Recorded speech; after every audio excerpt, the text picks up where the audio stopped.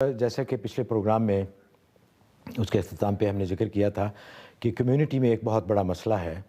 हमारी तकरीबात होती हैं, हमारे फंक्शंस होते हैं, जिसके लिए हम हॉल्स किराए पे लेते हैं और वहाँ पे इनेकाद होता है तकरीबात का।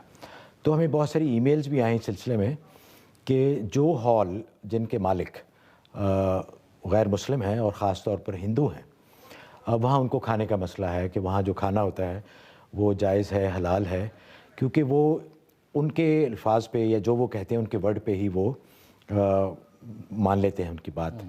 और जो लोग उनके होस्ट होते हैं, यानी जो तकरीब का इनकाद करते हैं, उनसे जब वो पूछते हैं इस बारे में तो वो कई दफ़ा नाराज़ हो जाते हैं। तो इस सिलसिले में ज़रा फरमाइए कि इस्लाम की रोशनी में क्या होना चाहिए? आया वहाँ खाना जायज़ है? और अगर जायज़ है या नाजायज़ है तो किन बातों का ख्याल रखा जाना चाहिए? नहमदुहु व नसल्ली व नसल्लिमु अला रसूलिल करीम, अम्मा बाद। जहाँ तक गैर मुस्लिम रेस्टोरेंट और शादी हॉल्स में कैटरिंग का मामला है, तो कुरान सुन्नत और शरीयत इस्लामिया का ये फ़ैसला है कि दियानात में, यानी हलाल हराम और पाक नापाक के मामले में गैर मुस्लिम, मुशरिकीन, मजूस, कुफ़ार, हिंदू, इनकी बात का एतबार नहीं है। चुनांचे या तो ये कि ये सब मामलात किसी मुसलमान की निगरानी में हों और वो तस्दीक करे कि ये बिल्कुल हलाल ज़बिया है जो यहाँ पकाया जाता है, और गैर मुस्लिम अगर बावर्ची है तो पूरी निगरानी मुसलमान करे और वो उसमें खाना पकाए। इसलिए कि बस औक़ात अगर बावर्ची गैर मुस्लिम है तो वो एक तरफ ज़बिया हलाल पका रहा है, दूसरी तरफ झटका गोश्त पका रहा है, और बेहतियाती में अगर चमचा इधर से उधर उसे मिला दिया तो वो हलाल ज़बिया नापाक हो जाएगा। और हज़रत कई दफ़ा तो वहाँ गैर ज़बिया तो खैर दूर की बात, वो खंजीर पका रहे होते हैं। जी जी, बिल्कुल बिल्कुल। तो इसलिए ये एहतियात ज़रूरी है। या तो मुसलमान निगरानी, पहली बात तो ये है कि मुसलमानों को चाहिए कि ऐसे रेस्टोरेंटों में, शादी हॉल्स में अपनी कैटरिंग करवाएं।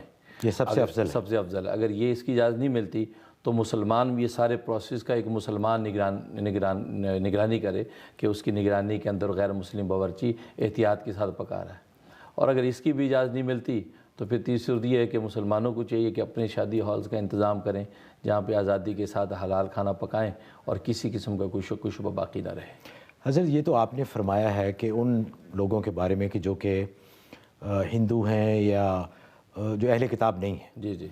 लेकिन जो अहले किताब हैं, मसलन ईसाई या यहूदी, उनके जो कैटरिंग हॉल में वहाँ भी यही रूल अप्लाई होगा कि वहाँ असल में अहले किताब के लिए तो है, कुरान का हुक्म है कि उनका ज़बिया हमारे लिए हलाल है, लेकिन चूँकि जो हालात हैं, जो शुनीद है, तो उससे ऐसा लगता है कि ये लोग भी इन पाक नापाक में एहतियात नहीं करते हैं।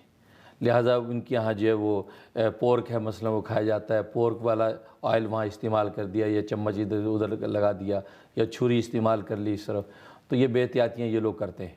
तो इसलिए ये अहले किताब गैर अहले किताब दोनों में एहतियात करनी चाहिए।